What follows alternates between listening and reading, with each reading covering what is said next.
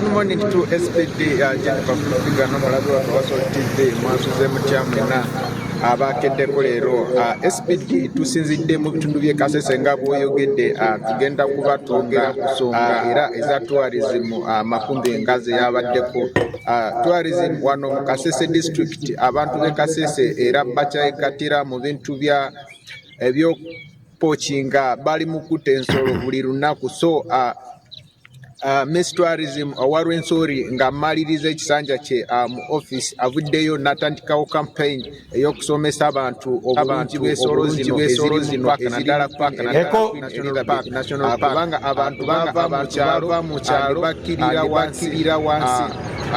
mu national park kutta ensolo zino so bavuddeyo ne bagamba tino tubasomese kubanga singa tebavayo kubasomesa bagenda kweyongera ddala kusanyawo ensolo zino ate nga ziyingiza ssente nyingi nnyo mu ggwanga lyaffe ery'e Uganda so ayatandisewo campaign y'okusomesa abantu bonna naddala abaliranye Queen Elizabeth National Park obulungi bw'ensolo zino balekera okuzita kubanga babadde bagenda mu paaka ne batta ensolo zino abamu ne batunda ennyama abamu bajjako ivory ne bazitunda nga bafunamu ku kasente so campaign eno egenda tambulira ddala omwezi gumu ng'asomesa abantu mu district y'e Kasese Kabarole ne Lubirizi kubanga ze district eziriraanye Queen Elizabeth National Park ne Kibale National Park naye nga twayamu naye SPD yategeezeza bw'ati communities around Nigeria region that are still practicing poaching in Queen Elizabeth National Park to please work hand in hand with the national park to stop poaching because these wild animals bring a lot of revenue to our communities and our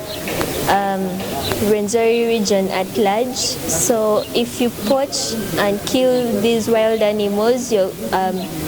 reducing the amount of revenue and money and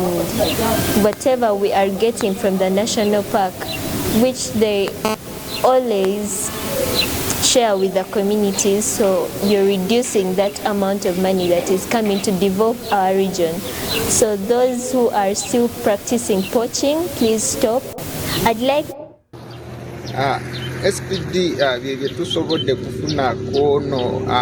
Miss Tourism Rwenzori region nga twayamu naye kusongoza poaching yavudde nakinokanya ntino singa abantu bayongera ddala kutta ensolo zino revenue yaffe ye Uganda sente ziva mu bazungu ababa bazze kulaba zino ensolo egenda kuka wansi ne wano mu Kasese district buli village yonna eriranye zino paaka bafuna revenue sharing buli mwaka so kitegeeza singa abantu bayongera nnyo okutta zino ensolo abazungu bagenda kukendeera abajja mu Uganda kulaba zino ensolo ne revenue gye babadde bafuna kuva muwa nayo bagenda gisala so basabiddwa balekeraawo ebintu by'okugenda mu paaka zino ne batta zino ensolo naye bakole ekintu kimu